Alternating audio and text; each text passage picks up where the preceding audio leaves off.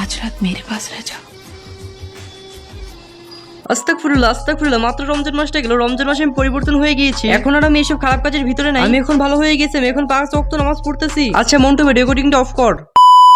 আরে মন্টু ভাই তোর আর কি বলবো, একটু আগে ভিডিওতে সুন্দর একটা ডায়লগ মেরে দিলাম। মানুষ তো মনে করবে আমি আসলে সত্য কথা বলছি। আরে হালার পর চুপ কর। আরে মন্টু তোরে কোনো অসুবিধা কি? তুই তো আর কাউরে কইতাছস না, তোরে আমি কইতাছি এটাও তো কেউ শুনতে পাইতাছে না। না আরে ভাই চুপ পরে পস্তাবেন ভাই। পশু বস্তবে নি, তারা কথাটাকে সম্পূর্ণ শেষ করতে দিন। শুনবে আমরা হলো বাঙালি, রমজান মাসে রোজা রেখেও আমরা ইফতারির পরে পান দিতে চলে যাই, আবার রাতে মাল খেয়ে টাল। আর এখন তো রোজা চলে গেছে, এখন তাই ওই কাজ করলে আর কি হবে? আরে বেটা তোরা তো বারবার চুপ করতে বললাম, তা তো শুনলি না আমার কথা। আমার মুখে ধরছিল বাথরুমে গেছিলাম, রেকর্ডিং অন। হ্যাঁ এই কথাটা তুই আমার আরো আগে কবি না।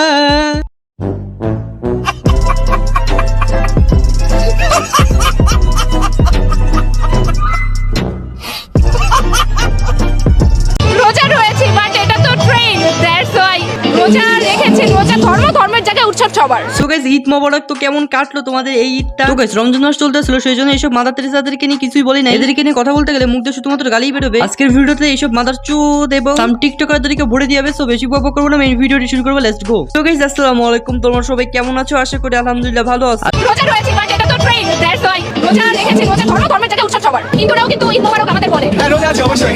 কি মনে হয় রোজা কি হালকা হয়েছে ডান্সে? আমার মনে হয় না, কারণ রোজা থেকে সংযম করতে হয়, ঠিক আছে, মাঝে মাঝে আনন্দ করা যায়।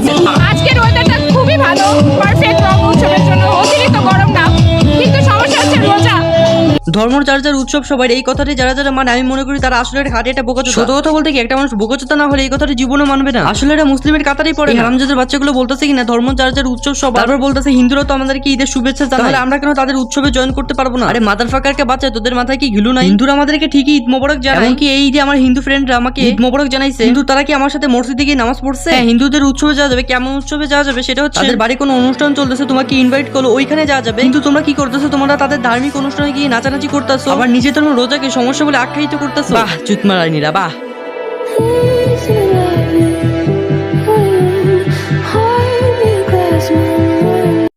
না কালো ছেলে পছন্দ করে না। আমার মা কালো ছেলে অ্যালাউ করবে না।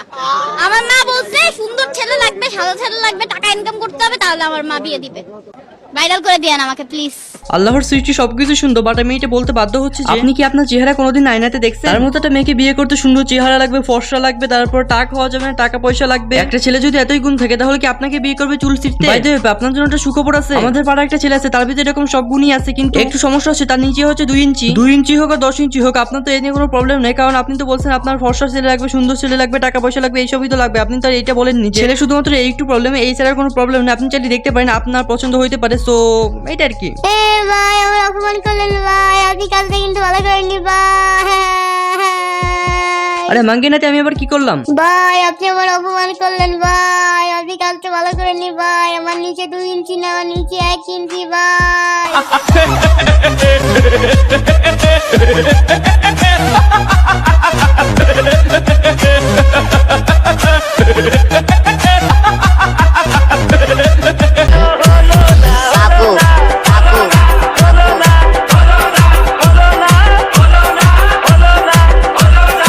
আরে টিকটকে শুরু হয়েছে এখন ধর্মনের ব্যবসা, টিকটকে শুরু হয়েছে এখন নোংরা। বুঝলাম না আপনি কেন হলো না করে বেড়াইতেছেন? আপনার এমন কি হয়নি? কাস্টমার সাথে কাজ করার পর কি আপনাকে টাকা দেয় নাকি কাস্টমার সাথে ডিল হওয়ার পর কাস্টমার আপনার সাথে কাজ করলো না?